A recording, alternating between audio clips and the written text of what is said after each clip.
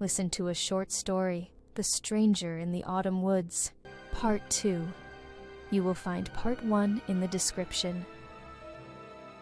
The next day, Mia, Alex, and Sam couldn't stop thinking about the stranger in the woods. They stayed in touch, updating each other on any news from Officer Grant. But as the days went by, they heard nothing. No sign of the stranger, no new clues. One evening, Mia got a message from Sam. "Meet at the cafe in 20 minutes. I found something." When she arrived, Sam and Alex were already there, huddled over a piece of paper. "What's going on?" Mia asked, sliding into the seat next to them.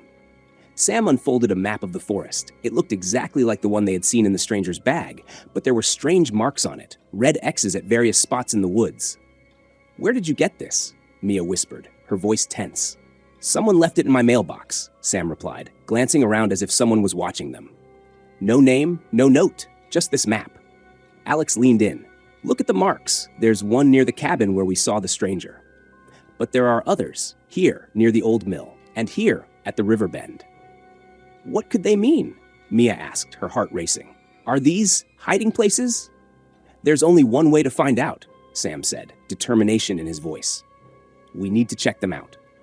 Early the next morning, they met at the edge of the forest. The sky was overcast, and a heavy mist covered the ground, making the trees seem taller and darker than usual.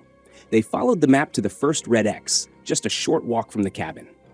"Be careful," Alex whispered, his eyes scanning the trees. When they reached the marked spot, they found an old, broken chest hidden under a pile of leaves. Inside, there was a notebook filled with notes and dates. Some entries were short, like 10/3, observed 3 people at cabin, while others detailed movements and names. Mia felt a chill.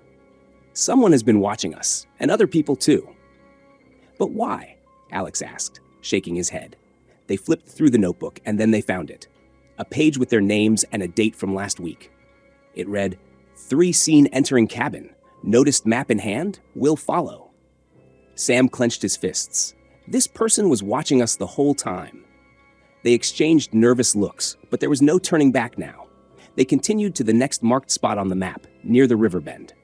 When they arrived, they found a small campsite, a blanket, some food wrappers, and a flashlight. "He's been camping out here," Mia said, glancing around. "But where is he now?"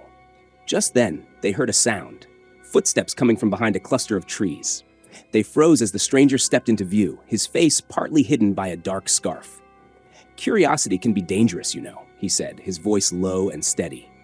The 3 of them backed up slowly. "Why have you been watching us?" Alex demanded, trying to sound brave. The stranger took a step closer. "I've been watching everyone, keeping track of who comes and goes. This forest has secrets, and so do the people who walk through it." "What do you mean?" Mia asked, her voice trembling.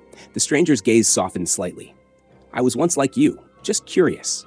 But curiosity led me to something terrible, and now I'm here, protecting others from it." "From what?" Sam asked, trying to understand. The stranger sighed, then pointed to the last red X on the map. "There's something buried there. If you find it, you'll understand why I'm here." They looked at each other, uncertain, but their curiosity won. Together, they walked to the final marked spot, with the stranger following a few steps behind. When they reached it, they began digging through the leaves and dirt until Mia's hand hit something hard. It was a metal box, rusty and old. Sam opened it carefully, and inside, they found a collection of old letters, photos, and a worn locket. The letters spoke of a secret society that had once met in the forest, using it to hide dangerous information. They warned of a curse on anyone who tried to reveal those secrets. Mia looked at the stranger, understanding dawning on her. "You're guarding this place, aren't you? Making sure no one stumbles upon this." The stranger nodded. "I was once drawn here by curiosity, too, but I stayed to protect the town, to keep people safe. And now, you know too much." For a moment, fear gripped them all, but then the stranger's expression softened. "But you're not like the others. You're only curious, like I was. I'll let you go, on one condition." They listened, holding their breath. "Promise me you'll never speak of this to anyone," he said firmly, "and that you'll stay away from this forest." They nodded quickly, grateful for the chance to leave. "We promise," Alex said, his voice steady. Without another word, the stranger walked back into the mist, disappearing among the trees. As they returned to town, they felt the weight of a secret they could never share. And from that day on, they never returned to the forest. But the memory of the stranger and the secrets buried beneath those autumn leaves stayed with them, a mystery they would carry forever.